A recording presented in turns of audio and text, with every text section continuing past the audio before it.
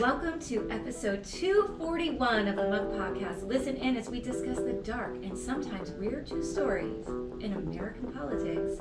I'm Tina Jaramillo. And I'm Hillary Doherty. Wow. Hello. Hillary. Wow, it's been a long time since you've done that. I tried it too. This is how you know Tina's excited. I She am. came in my house like so excited about her day. Yes. Tell us about what we've talked about it before, but what is happening today? I am finally, after months and months and months, going to see Weezer. They're doing the Blue album and some other stuff from other albums. Flaming Lips and Dinosaur Jr. And I am so excited about the Flaming Lips. Yeah. I can't. So let me ask you, what is your show ritual? You get there, how early? How long does it take? It takes what, 25 minutes, 30 minutes to get out there? Yeah. Yeah. My show, so I always like to go to a show early. Yeah. And depending on the show. Who's opening, etc. Who's opening. I never miss the opening show. Like, I want to make sure I'm there for everything. Okay. Or hang out in the parking lot, like when I was younger. But, you know. Oh my God. I have literally never done that.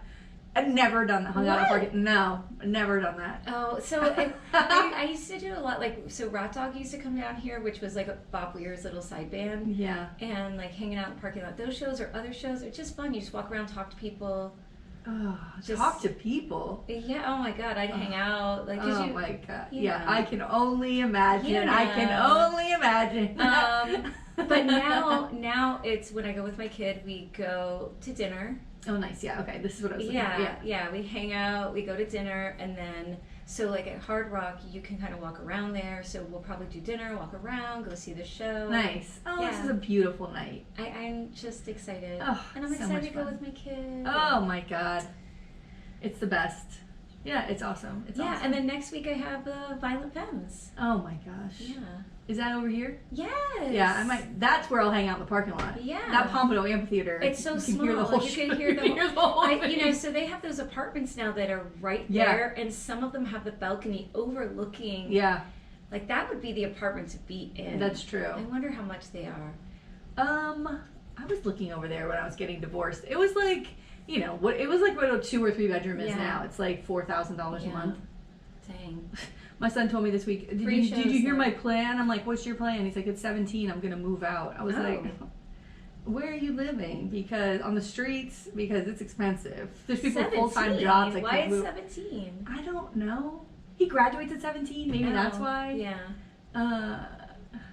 But I was like, in my heart I was like, to college. Yeah, I was like, please don't go. Please don't leave me. What happens when he leaves? Oh my God. Meanwhile, I got my youngest who's like Mammones. Yeah, he's like, that's what I want. I want a Mammones. He's like, I'm just gonna stay. I was like, you can stay forever. Yeah, please. I need it. That's what I need. In a non-chimp crazy way, though. No, no. Which I'm still no. obsessed with, by the way. I'm still thinking about all the time. I don't know why. Like when I look back at our episodes the last couple weeks and we talk about chimp crazy, I see it in my eyes. There's a curiosity about all of this because it's just. When I see people who are so out of control, I feel like I try to stay in control, but they're so out of control. Yeah. And then on top of that, they're arrogant about it. Like they're right, and there's something so it's like on that level of MAGA craziness. Yeah. Of like they're right, and they're this when they talk about January 6th, and I'm just like, wow. The kids today call that Delulu. It's Delulu. It's strong. The Delulu is strong with them. It's wild. It's wild. Delulu is strong, yeah. And then when I talk to my ex-husband about stuff like that, and he's still, you know, he's all in his shit, and he goes, and I go, you don't understand, you're being duped. And he literally looked at me this week and he goes, maybe you're being duped. And I was like, I took a step back and I was like, maybe I am. Maybe Delulu is strong with me. Maybe that's it. I don't know. I always thought the force was strong with me, but I don't know. I don't think that's what it is. I don't think so. Jesus. Oh my God. All right, so what do you want to start with? Do you want to start like Florida? Sure. Okay, so I had a couple of Florida things that I wanted to talk about, and we had talked about one of them before, and it was the that Sasse Not Sasse, Sass, Ben Sasse. I can't remember that yeah. at the end. It's so funny because it's gay. Yeah. Sass. His spending spree. Oh, girl. $17.3 million. And the fact that most of that really didn't even go back to the school. He had a party for 170, I wrote the number down, $176,000, and $38,000 was just on sushi. Yeah, I saw that. It was like $900 a person on sushi. Sushi. And this wasn't even a party for like... So Ben Sasse was a former Nebraska senator, and they appointed him to be president of the University of Florida, which is a very, from what you've, I mean, you know, it's a state school, but it's like a prestigious sort of medical research school, and it's like a very good school here. And they put this man in as president, and over the last couple of years, he has...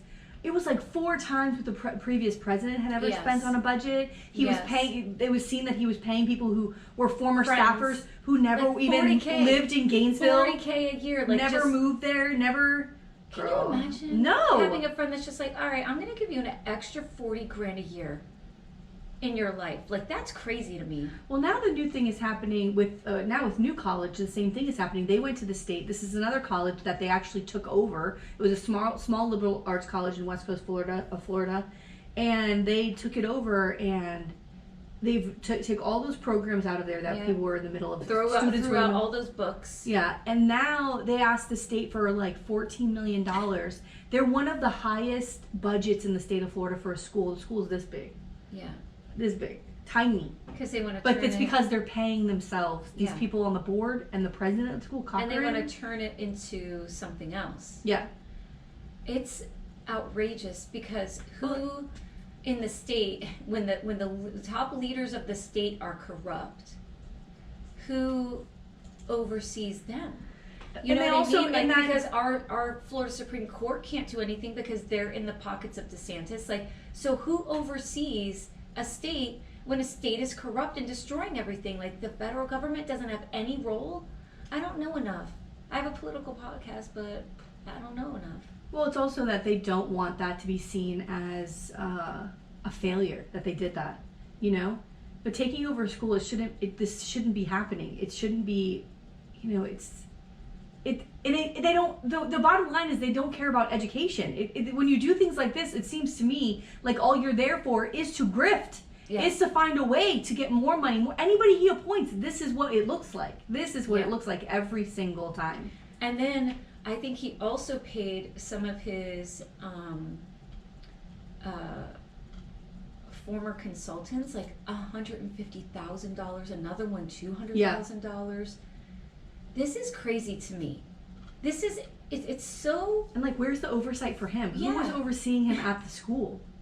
And they're losing faculty. We talked about it last week. Like, that university has dropped.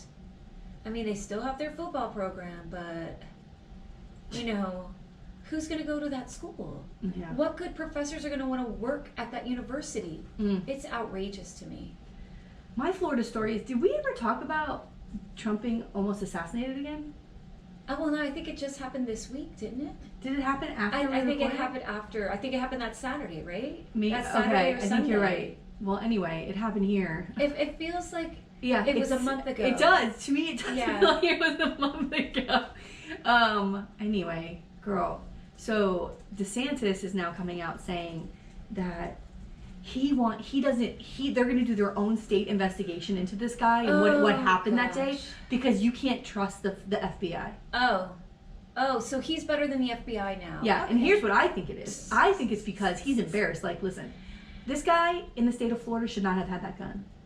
That's the fact. He had a standoff with the police like 3 years ago. The man had multiple felonies and should not have had that gun. Should not have had the gun. He was mentally fucking ill, posting all kinds of crazy shit everywhere. Yeah. And now he's caught in Florida with the gun, pointing it at Trump. Yeah. That says a lot about Florida's gun laws, a lot about how we enforce them here, how we do background checks here, which we don't. All of those things is because this happened in the state of Florida.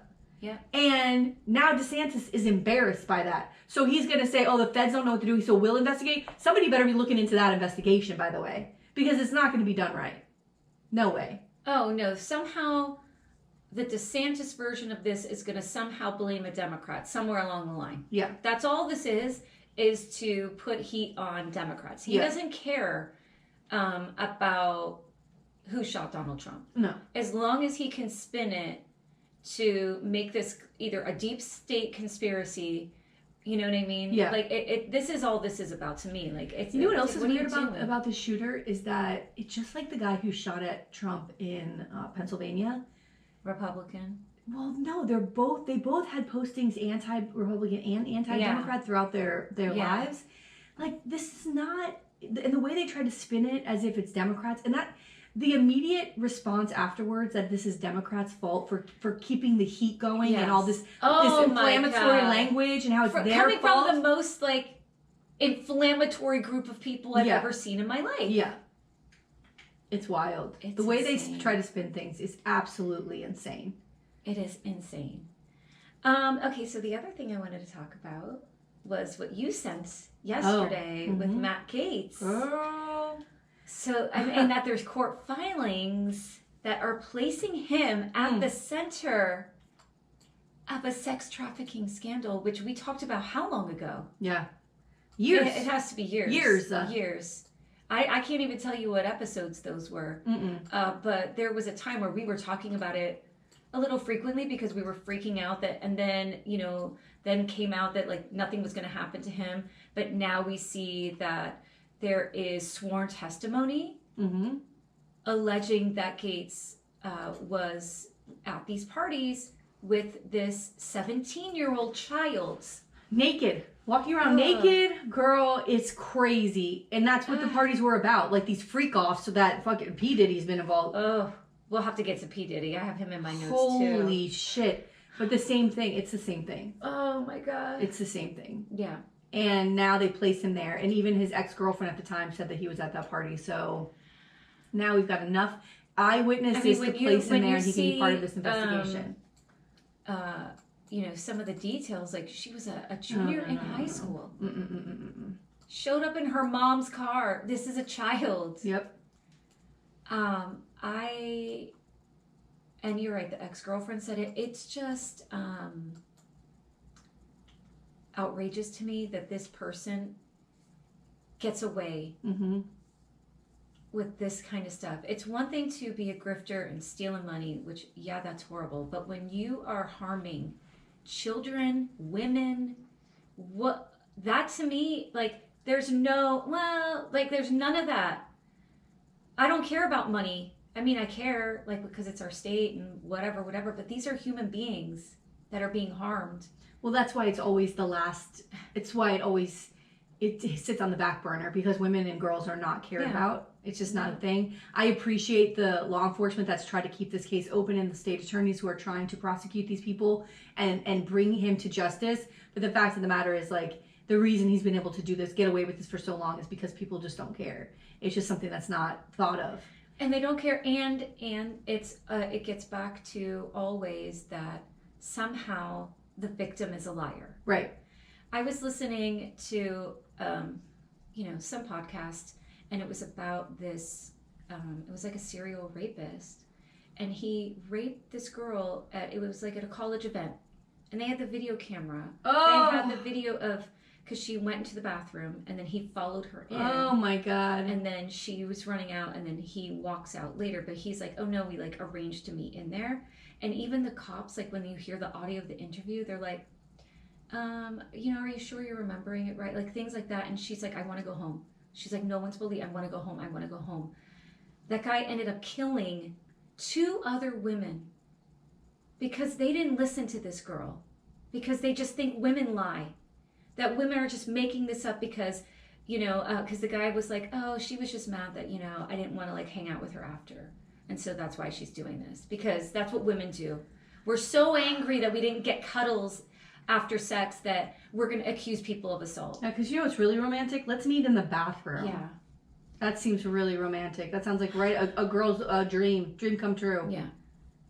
Jesus Christ. But this idea of like that women who are already vulnerable now have to prove their point and be drilled. Who would want to go through that? No. You know what I mean? No. And in this article with Matt Gaetz, it's, well, she's a liar. Always. Yeah, she's 17. You're a full-grown fucking adult. Come Full-grown on. adult. What the stories that people say. What purpose does this child have of singling out Matt Gaetz? You know what I mean? She's part of the deep state. You know, like you know what I mean? Like what? Ooh, girl. Well, just like P-Diddy. Oh my Or whatever his God. fucking name is, Puff Daddy. I don't know. Sean It will Combs. catch up with him. This all catches up with you. He tried to get away with it for years, but it'll catch up. Did you see the list? Sorry. Bless you. Did you see the list of names? Oh yeah. Some of the names I'm not going to read through all of them, but some of them, Prince Harry. It's crazy. Yeah, he's LeBron James, I heard, might be named. I had a list, but it was LeBron. Well, the things that, I mean, we talked about this before too, but the things that were the weirdest that are weird to me is that basically he would also rape men. Mm-hmm. Like, what Boys. is going on there? And then Boys. these freak-offs, he would have people who were in charge of getting all the baby oil. Oh my God, the And 1,000 then after it was so over, many memes of the 1,000 bottles of baby then oil, after it which was I don't- over, they would have to get intravenous for fluids because they've been everybody would have to get themselves revived again. Yeah. What is okay? Listen, again, we talked about this last week. We all love sex as much as the next person. What is going on here? This is beyond. This is beyond liking sex. This is something about your manhood. This is something about Addiction. there's something going on here. Yeah, like a sex addict. Yeah, there's a sickness. It's a Yeah. sickness where you're willing to hurt people, rape people, sex traffic people. Oh my God. And then also the thing that's the most disturbing are the people that have been around him for years that are well aware that this thing is going on and say nothing, do nothing for what? I don't remember last time he ever put a song out. Yeah, And but I don't know if he was even also produces. That's how he makes all yeah, his but money. tell me, like what? What? I almost feel like his he produced Usher. He produced Justin Bieber. yeah, he but produced...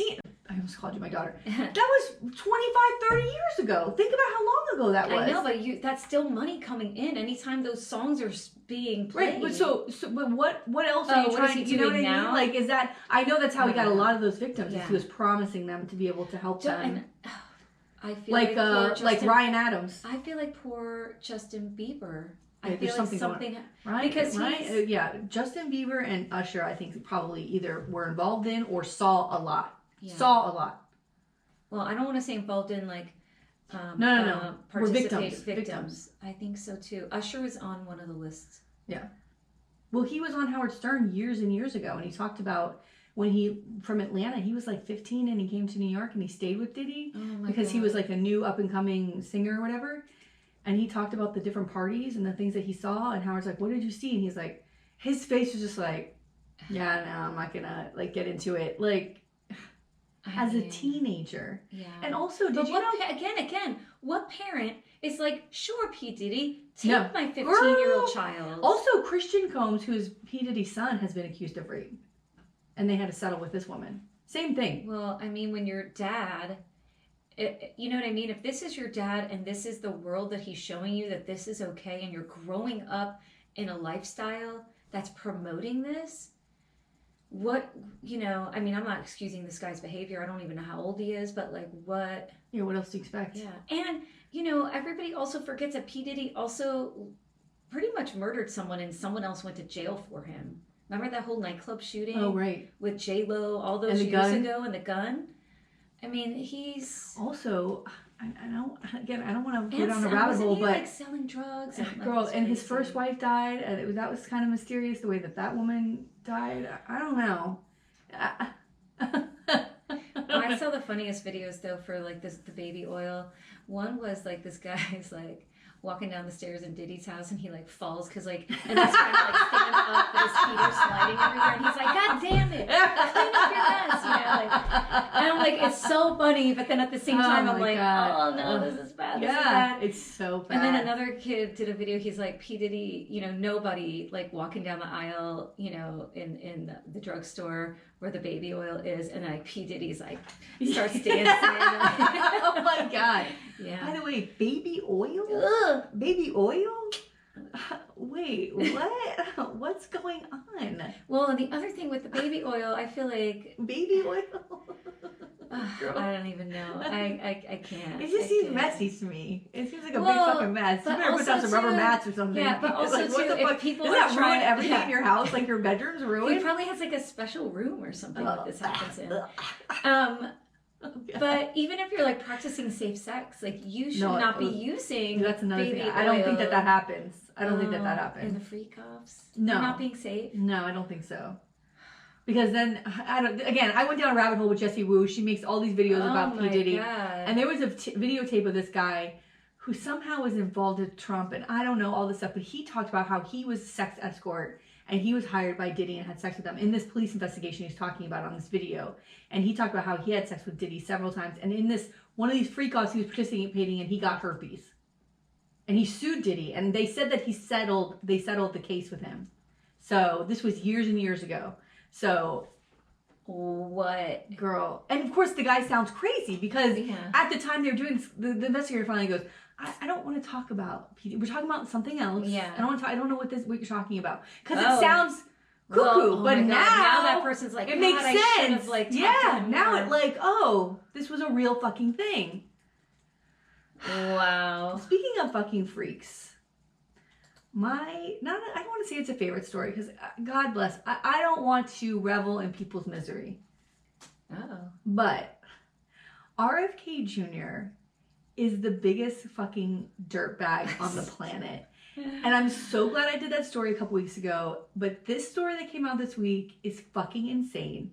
So he was being covered by New York Magazine reporter Olivia Nuzzi during his campaign. So a few months ago, she went on the road and she traveled with him. She's doing a whole profile piece about Robert F. Kennedy Jr. She's hanging out with him at his house. She's following him on the campaign. They're, as reporters do when they do like a profile piece.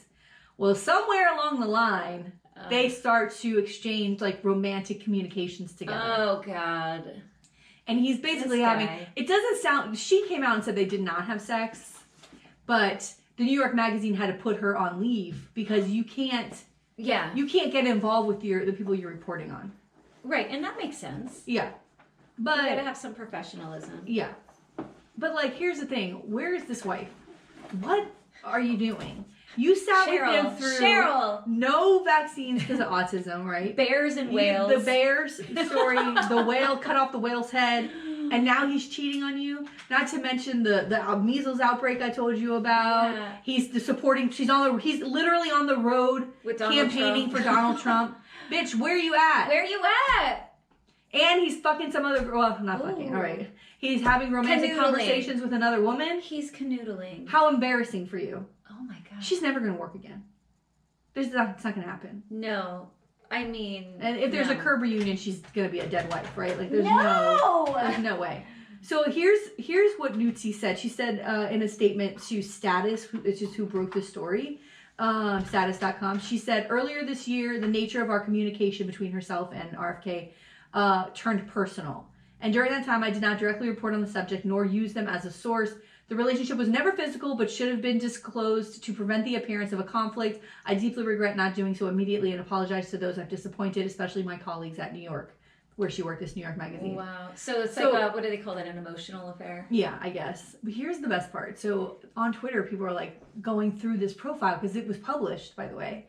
Here's an excerpt, and it's 2 paragraphs. This is what she wrote about him? This is what she wrote about him, and I gotta tell you, when you read this at the end, you're gonna go, she had an emotional affair with this person? Oh, no. He sounds insane. Like, when he tells that Bear Cub story, which I've probably watched 100 times, because I've said, even when I said this to my mother, I'm like, please just look at the way he's talking. The one with Roseanne? It's like this, It's like, this is like, I went to the grocery store and I bought an apple and an orange. Isn't this crazy? That's the story. The other thing that's weird is that he and Roseanne are hanging out having this conversation. Well, she's I know she's wackadoodle too. I saw her in a video yesterday. She had a Trump, she went somewhere in Texas, like some fundraiser for Trump, and she bought a gun that said Trump 2024, had his mugshot etched into the handle, and on the top it said never surrender, and she's holding the gun and she's doing this with it and she's pointing it, and like she has no gun safety training obviously whatsoever, and she's like, I spent a boatload of dough on this, but and that's right, we're never gonna surrender. I'm like, bitch. What happened to Roseanne? Girl.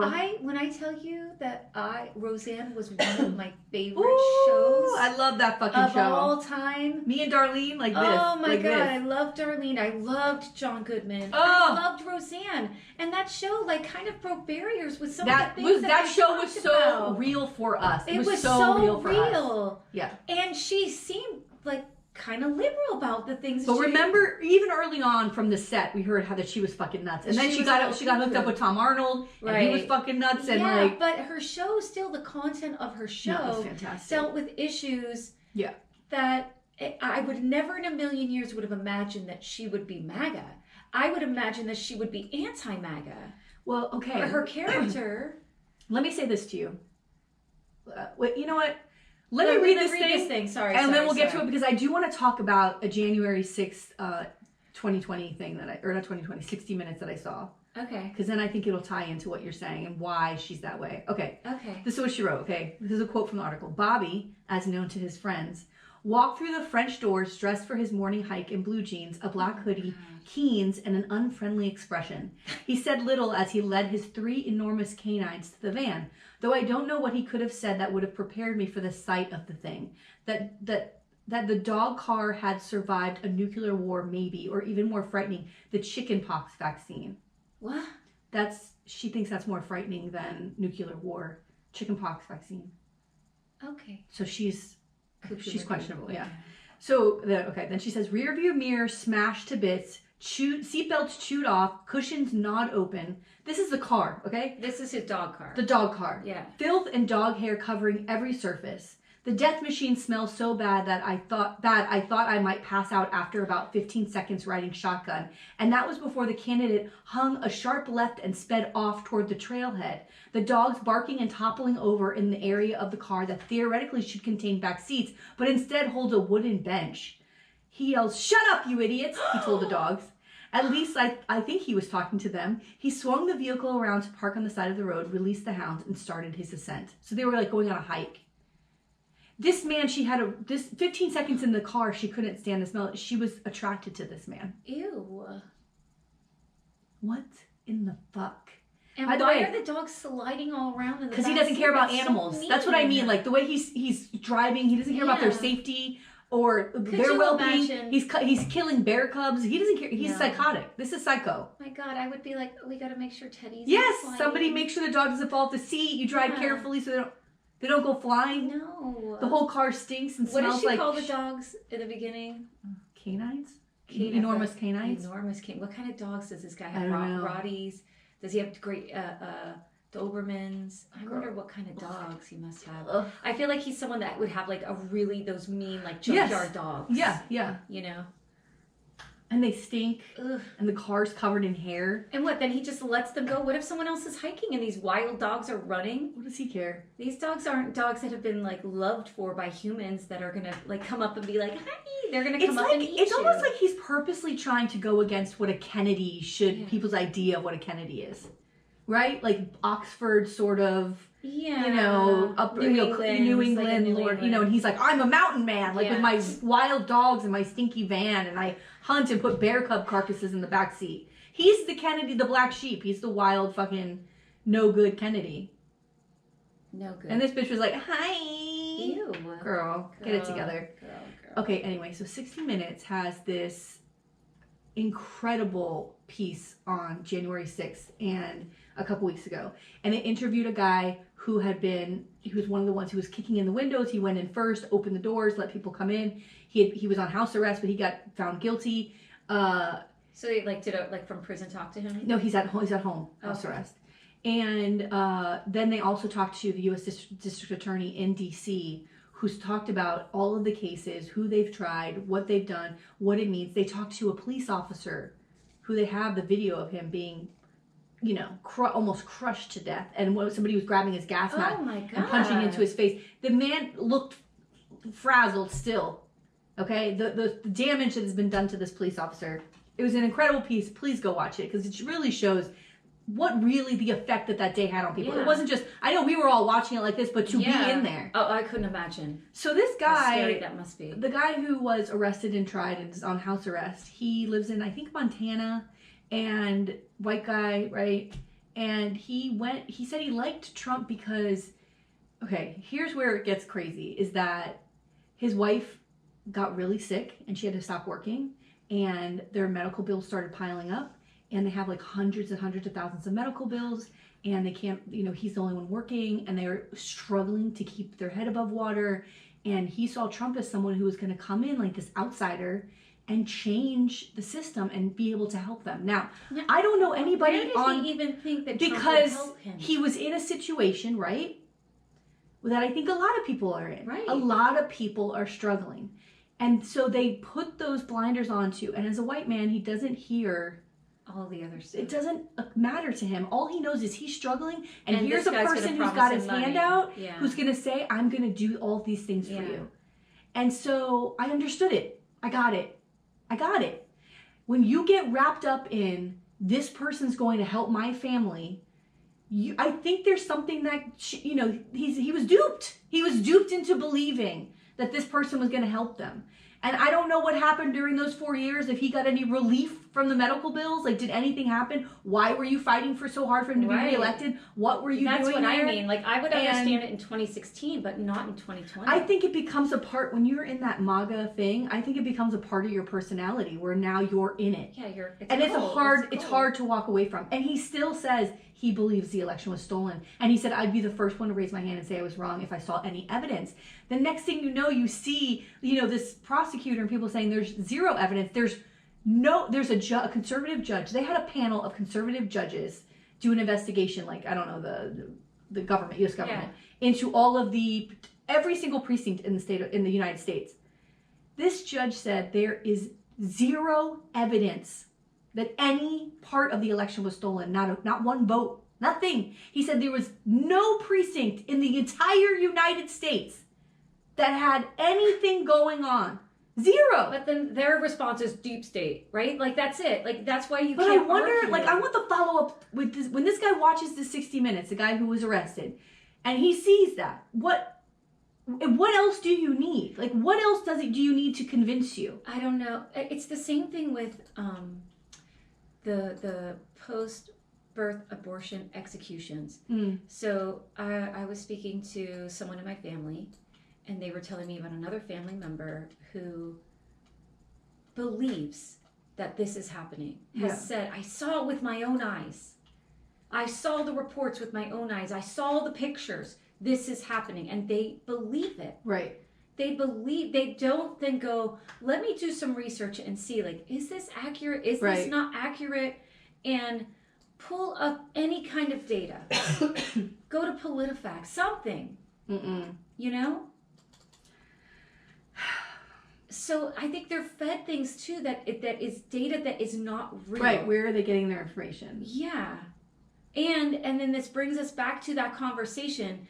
Is there a responsibility for media outlets, for social media outlets, for the internet to say whether or not this is a viable news site, or if it's not?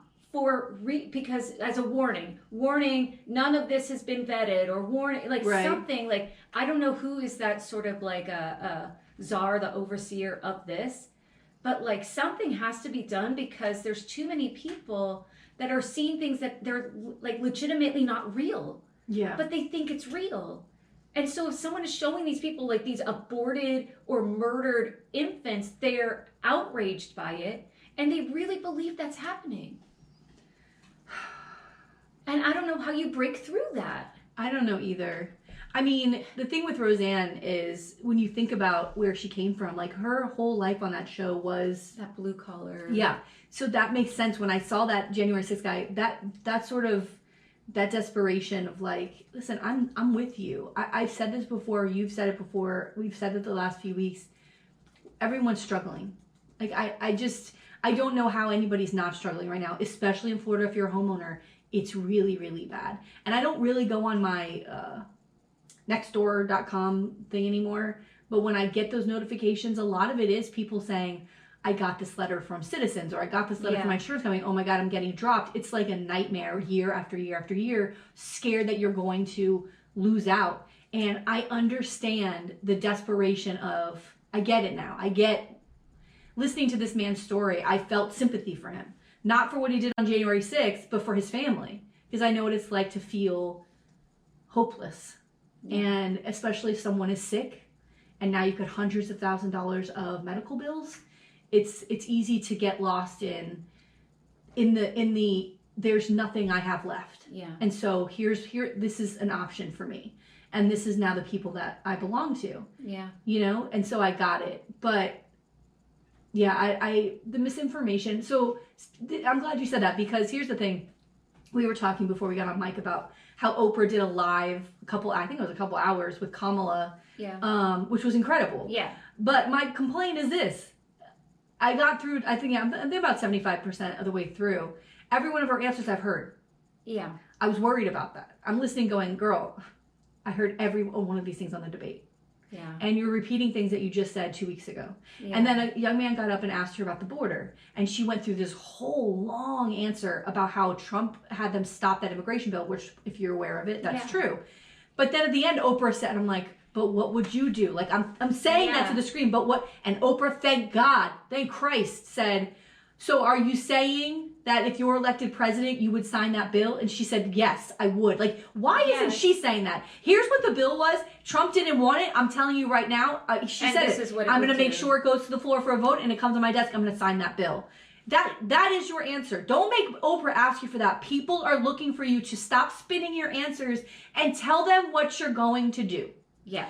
I love Kamala, but this is not just her. It's all people running for office.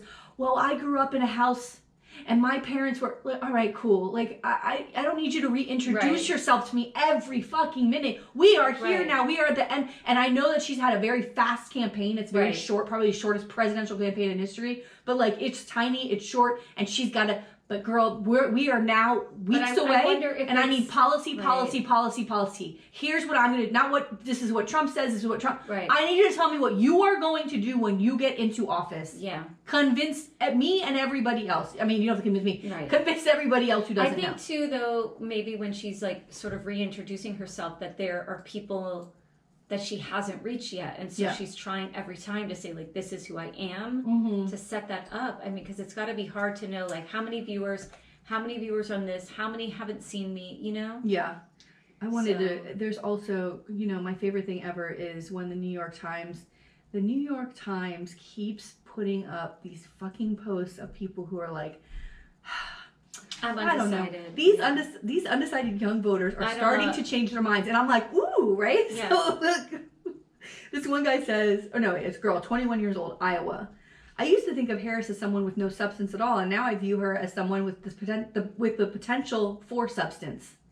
So she still a doesn't 21-year-old's trying to tell a 50-year-old she has no substance. This is what we're talking about. But she has the potential to maybe have some Hillary. Sometime in her life. Maybe. A 1-year-old idiot's telling her that. This is who she's trying to get to vote for her? Yeah. This is why I can't stand these young voters. It's not just young, though. I've seen young, old. Well, here's a guy. Crazy. This is a 24-year-old. I'm going to read all these because they're so good. A black chef, 24-year-old in California. Trump and Kamala both seem built on vibes, and both are succeeding. It's made me pessimistic about the future. I don't think it's going to be serious people who are running the country. I think it's going to be people who are good at talking. You were literally just describing Trump. How is she running on vibes? Do you not know that she's literally the sitting vice president? She was the U.S. senator from California, the largest state in our country, the largest economy, fifth largest economy in the world.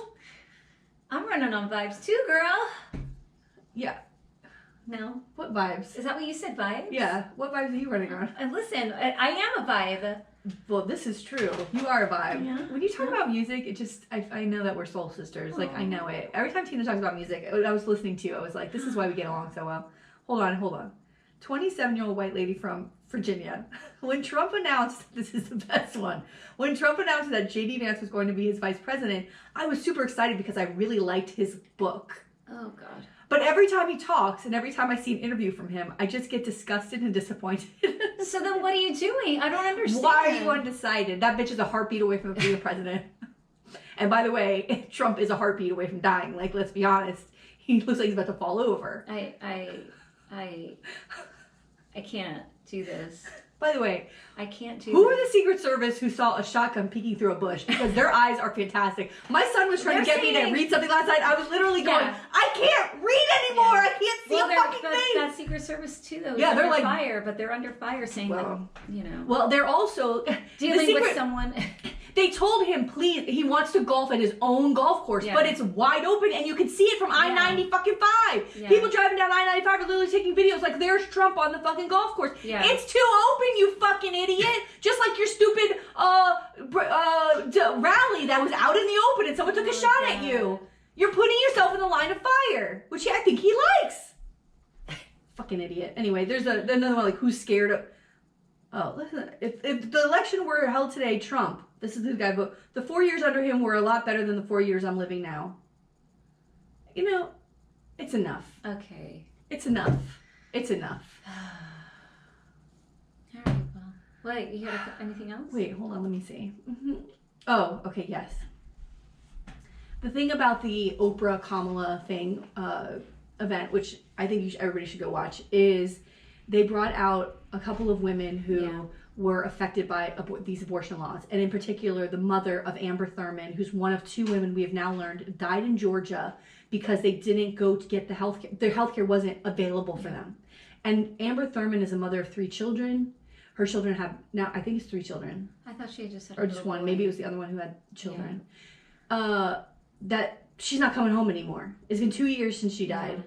And the mother said, I just don't want, she never really wanted to come out and be public about it, but then she said, this one reporter kept going and telling her, like, we have to tell the story. People need to know what happened to your daughter because it might save other people's lives, other women's lives. And she said, I just don't want people to think of her as a statistic because she was loved. She was loved by a family. And the fact that doctors are put in a situation where they have to decide, if I help this person, I could go to jail for life. You're putting healthcare professionals in a really bad spot because I'm sure they want to help, but then they're probably also scared, right? So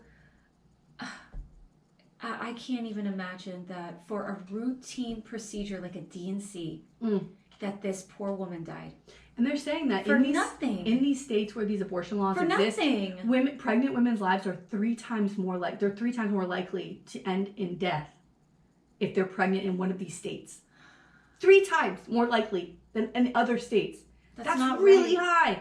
That's insane. It's insane. In 2024, that we're having the level of deaths for women in childbirth or pregnant. We're the United States of America. How is this even happening? It's dark. Yeah. It's really dark. Are you watching any television or? I am. So I'm watching a show right now on Hulu. Oh. You know, my husband mentioned it to me and I was like, I'll watch one episode, and then he didn't want to watch it. What is it? This is like out of my, oh boy. It's kind of like Here into my thing, but like not really because it's sports. Oh. It's this Aaron Hernandez. First of all, not that I love Aaron Hernandez. This story is so heartbreaking. It is heartbreaking. It's Netflix has a great documentary about Aaron Hernandez. So there's a documentary, but this is like a sort of drama. But it's like a slow burn. University of Florida, by the way. Because it's like 10 episodes or something. Oh my God. And I'm in the second one.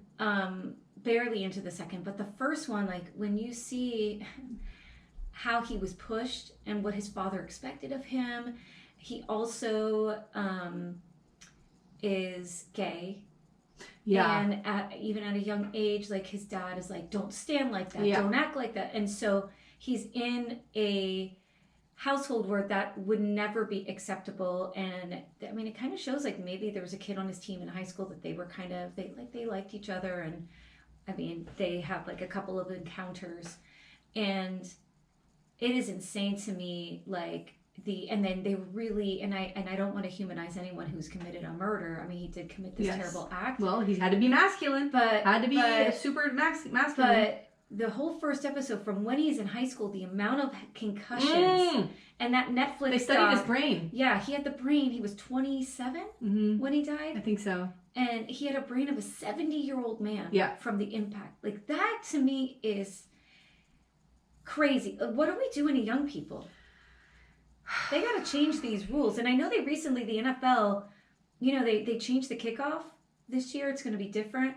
Where like before you have the kickoff and it's like everybody runs. Okay. So now they've shortened it where like the guys are in the middle of the field and there's only like this 5-yard difference or something. And the kicker is still kicking, but then those guys aren't running because when you're running and you have that collision, now you have this shorter amount so that the collision shouldn't be as impactful because you're not gaining that speed. And so that's like a new thing that's happening. And some people are like, well, that ruins the kickoff because the whole thing about the kickoff is people want to see that. But other people are like, yeah, but it's going to be saving these players' bodies and their heads. And some high schools, there's a high school that got rid of it entirely. Like they don't even do a kickoff anymore. Is the kickoff tackle the thing that makes people have these brain injuries? Is that what you're telling me? Because they tackled the entire fucking thing, like the entire game. Yeah, well, they're saying, but that one happens to have like a large because of the long run. Of the speed. Yeah, because they're running fast and these guys are huge. You know? It's like a brick wall coming at you. Yeah, and then the thing about him too is that he left. You know, he came down here at 17. Yeah, he left high school. To come play at the University of Florida. Well, and then, oh God. That's a whole bunch of shit happening there. You gotta watch it because that coach. Yeah. Ugh. Was he's there with a Tim Tebow, and I forgot with the all process. about that guy. I was like, ugh. Yeah.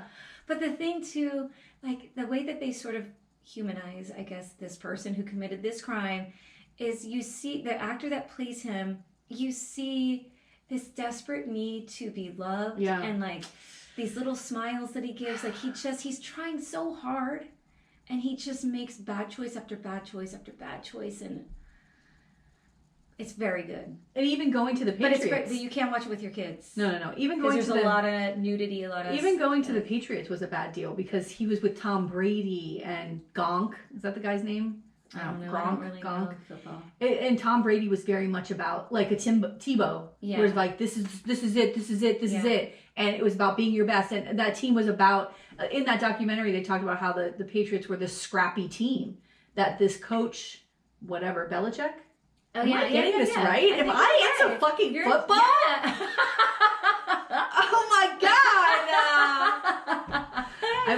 I hate sports. I love sports documentaries. I love sports. Like Dance. The Bulls one is so fucking good. I haven't seen that. Oh, Tina! You lived through the 90s and the Bulls. Know. Watch the Dance. It's on Netflix. Okay. Perfect. Woo. Amazing. Michael Jordan. Oh my God. I fucking love him. Anyway.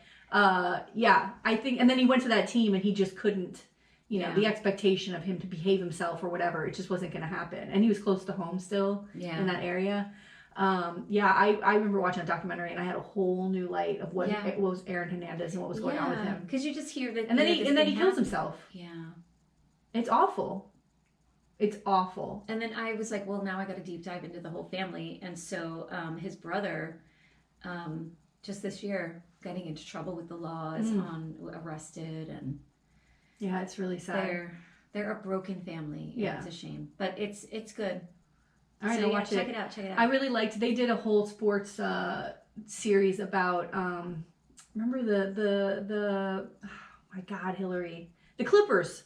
Oh. When Donald Sterling was the owner, remember he was on tape and he was recorded saying things about black people and black players with his assistant girlfriend, whatever the fuck it was. That was a huge story. I remember huge. That. Anyway, great show. Ooh. Yeah, that was good. All right. Well, that's the end. That's the end today. What do you think? Because we're not going to be doing stories. Yeah. Because look at this. We're almost an hour in. We're almost an hour in. And this is the juice. You guys want the juice. You want the tea.